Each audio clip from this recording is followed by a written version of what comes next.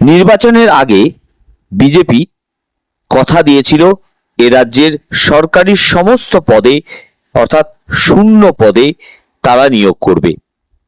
প্রাথমিকভাবে দেখা গিয়েছিল রাজ্যে ক্ষমতায় আসার পর পঞ্চায়েত দপ্তরের দায়িত্ব পেয়েই দিলীপ ঘোষ তার পঞ্চায়েত দপ্তরের শূন্য পদে নিয়োগের জন্য আবেদনপত্র পাঠিয়েছিল সরকারের কাছে।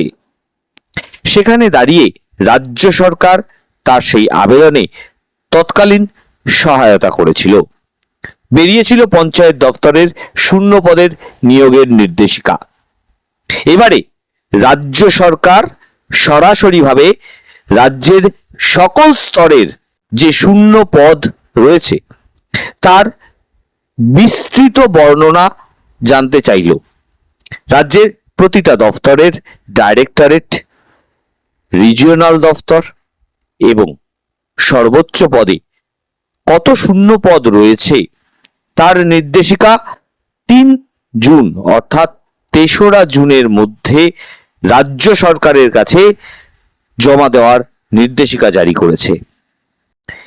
অর্থাৎ বলাই বাহুল্য বর্তমান বিজেপি সরকার আগামী কয়েক মাসের মধ্যেই রাজ্যের এই সকল শূন্য পদে নিয়োগ শুরু করতে চলেছে, যেখান থেকে দাঁড়িয়ে বর্তমানে রাজ্যের যে বেকারত্ব সেই বেকারত্বের হার খানিকটা হলেও কমবে।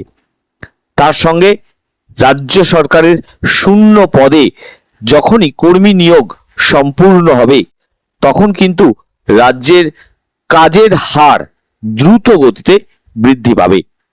একদিকে যখন রাজ্য সরকার সরকারি কর্মচারীদের উপর পুরনো যে নির্দেশিকা অর্থাৎ সরকারি বিরোধিতা না করে কাজে মন দেওয়ার উপরে সবথেকে বেশি নির্দেশিকা জারি করেছে, সেখানে দাঁড়িয়ে সরকারি কর্মচারী নিয়োগের উপরেও বিশেষভাবে গুরুত্ব দেওয়ায় আগামী দিনে রাজ্য সরকারি কর্মচারীরা মানুষের প্রতি তাদের যে দায়বদ্ধতা তা কিন্তু সম্পূর্ণ রূপে পূরণ করতে পারবে বলেই আশা করা যাচ্ছে।